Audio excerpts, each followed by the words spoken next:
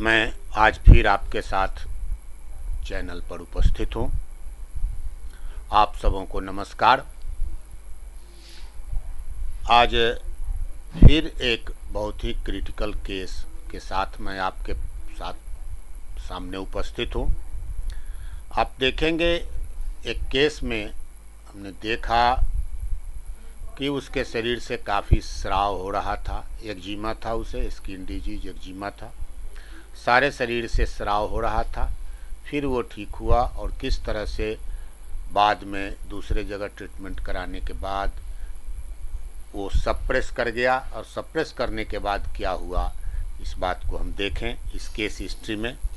यह भी एक बड़ा ही क्रिटिकल एक केस है और यह क्रिटिकल केस है और इसका रिजल्ट है ये सप्रेशन के बाद, स्किन डिजीज के सप्रेशन के बाद क्या परिणाम होते हैं, ये इस भयंकर परिणाम को हम यहाँ देखेंगे। लगभग 55-56 साल का एक आदमी था, जेंट्स थे। वो मेरे पास आए ये लगभग अप्रैल 86 में। उस समय हम घर पर ही प्रैक्टिस करते थे। तो अप्रैल 86 के आस में आए वो। उनको एक्जिमा था हाथ और पैर में। उस एक्जिमा से स्राव निकलता था, पीला लसलसा स्राव निकलता था। मैंने सारी बातें पूछताछ की और उसके बाद ग्रेफाइटिस दवा हमने दिया उनको उस दिन। ये 4 पुड़िया दवा, शुगर ऑफ मिल्क में 4 पुड़िया दवा बना के ग्रेफाइटिस 200 का दिया और उन्हें कहा कि प्रतिदिन सुबह में एक एक खुराक खा लेने के लिए। वो खाए और फिर उन्हें कहा था कि 1 सप्ताह के बाद आप आकर के मुझसे दिखा लें। वो आए तो काफ़ी ठीक था, वह काफ़ी सुधार था उस एक्जिमा में। फिर 4 पुड़िया बना कर दिए और कहा कि सुबह में खा लेना है, 1 सप्ताह के बाद रिपोर्ट करना है। और वो आए, बिल्कुल ठीक ठाक थे। फिर 2 पुड़िया 200 उसी ग्रेफाइटिस का मैंने दिया और कहा कि 15 दिन के बाद आप आएंगे। उसके बाद वो नहीं आए। फिर कुछ दिनों के बाद एक बार उसी तरह से सेम इरप्शन को लेकर के, वही एक्जिमा लेकर के सेम सिम्टम के साथ फिर आए मेरे पास। मुझे याद था, फिर उनको मैं उसी तरह से ग्रेफाइटिस की 4 पुड़िया शुगर ऑफ मिल्क में, ग्रेफाइटिस 200 की 4 पुड़िया बना करके दे दिया शुगर ऑफ मिल्क में। फिर उन्हें 1-2 बार खाने के बाद आराम हुआ, फिर वो छोड़ दिए। इस तरह 5-6 बार चला होगा ये क्रम। ठीक हो जाता था, फिर वो आ नहीं पाते थे और पुनः 4 महीने, 6 महीने, 8 महीने, 2 महीने पर वो बराबर इरप्शन निकल जाया करता था। इस तरह से 5-6 बार उनका चिकित्सा किया गया। 6ठी बार जब वो मेरे पास आए, फिर उसी तरह से उद्भेद इरप्शन लेकर के, उसी स्किन डिजीज एक्जिमा को लेकर के मेरे पास आए। फिर मैंने उन्हें ग्रेफाइटिस दिया। इस बार ग्रेफाइटिस से कोई लाभ उनको नहीं हुआ और वो तीसरे दिन आकर के मुझे थोड़ा सा अपशब्द के साथ उन्होंने मुझे कहा कि देखा था कि ठीक नहीं हुआ और कुछ अपशब्द का इस्तेमाल किए। मैंने उन्हें कहा कि ऐसा कीजिए, नहीं हो तो कोई अच्छा डॉक्टर से दिखा लीजिए। पता नहीं वो कहाँ दिखाने गए, दिखा लिए किसी डॉक्टर से, वो चले गए और किसी डॉक्टर से उन्होंने वो दिखलाया। फिर दिखलाने के बाद ये आए मेरे पास, तीसरे दिन फिर आए इलाज कराने के बाद और आकर के उन्होंने फिर अपशब्द के साथ मुझसे कहा कि देख सौंसे देह में के कैसे ठीक हो गए तुरंत। उस समय उनको जो स्थिति थी 6ठे बार में जो वो एक्जिमा लेकर के आए थे मेरे पास, तब तक वह धीरे धीरे इस 6 बार में एक्जिमा पूरे शरीर में फैल चुका था और नहाने के बाद इस तरह से जो सिक्रीशंस उससे होते थे, स्राव जो निकलता था चिपचिपा हल्का पीला, वो स्राव इतना ज़्यादा निकलता था कि पैर से निकलने के बाद चप्पल सट जाता था उनके पैर में नहाने के बाद। इस तरह से वो निकलता था स्राव। और वो तीसरे चौथे दिन फिर हमें दिखाने आए, चिकित्सा कहीं कराए, दिखाने आए तो फिर हमें दिखाए और वो इसी अपशब्द के साथ आपको बताए हैं कि अपशब्द के साथ मुझे उन्होंने कहा कि तुहों से इलाज करे छे, देखे कैसे हमरा 2 दिन में ठीक हो गए। देखे वास्तव में आश्चर्य हमको तो बहुत हुआ,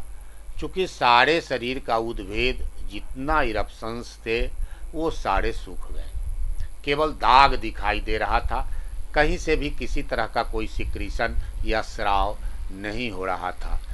हमको आश्चर्य तो हुआ ही, और उस आश्चर्य के साथ साथ हम काफ़ी आश्चर्य कम हुआ लेकिन हम सशंकित ज़्यादा हो गए कि इतना जो शरीर से स्राव बाहर निकल रहा था वो सारे स्राव शरीर में ही भीतर चला गया, और इसका क्या परिणाम होगा भगवान जाने, कल क्या होगा। और इससे मैं काफ़ी सशंकित हो गया और वह डिस्चार्ज सप्रेस हो गया। मैं उन्हें अच्छी बात ही कह करके वापस कर दिया, कहा कि बड़ी अच्छी चिकित्सा हुई, ठीक हो गए आप, बहुत अच्छी बात है। और इस तरह से कुछ अच्छी बात कह करके ही हम उनको टाल दिया, अपनी मन की बात हम उन्हें नहीं कहा। फिर 5वें छठे दिन उनका एक आदमी मेरे पास आया और कहा कि उनकी तबीयत बहुत ख़राब है, बड़ी बेचैनी है, सो आपको बुलाए हैं देखने के लिए। मैं 3 बजे के लगभग वहाँ पहुँचा।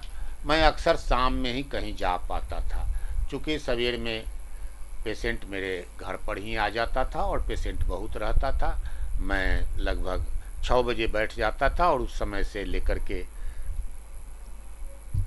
2-2:30 बजे तक हमारा चिकित्सा चलता रहता था, क्रम मरीज का आने जाने का लगा रहता था। और इस तरह से हम 2-2:30 बजे फ्री होते थे। तो हम 3 बजे उनके यहाँ पहुँच गए। उन्हें बड़ा बेचैन देखा, बस वही आर्सेनिक का सिम्टम, सारे आर्सेनिक का सिम्टम। बिछावन एक खटिया पर लेटे हुए थे, उलट पलट इधर उधर कर रहे थे, थोड़ी थोड़ी देर पर प्यास और पानी पी रहे थे। और उन्होंने बताया कि सारे शरीर में लहर है, इतना है बर्निंग सेंसेशन कि हमको लगता है कि आग लगा हुआ है हमारे देह में। और इस तरह से वो बड़े कुहर रहे थे, चिल्ला रहे थे। और किसी तरह से फिर मैंने सोचा कि सारे सिम्टम्स यहाँ आर्सेनिक के हैं, चूँकि कल भी मैंने आर्सेनिक की चर्चा की थी, तो इस तरह से लगा कि पूरे सारे सिम्टम्स आर्सेनिक हैं। और मैं दृढ़ निश्चय किया कि इन्हें आर्सेनिक 30 खुराक दे दिया जाए।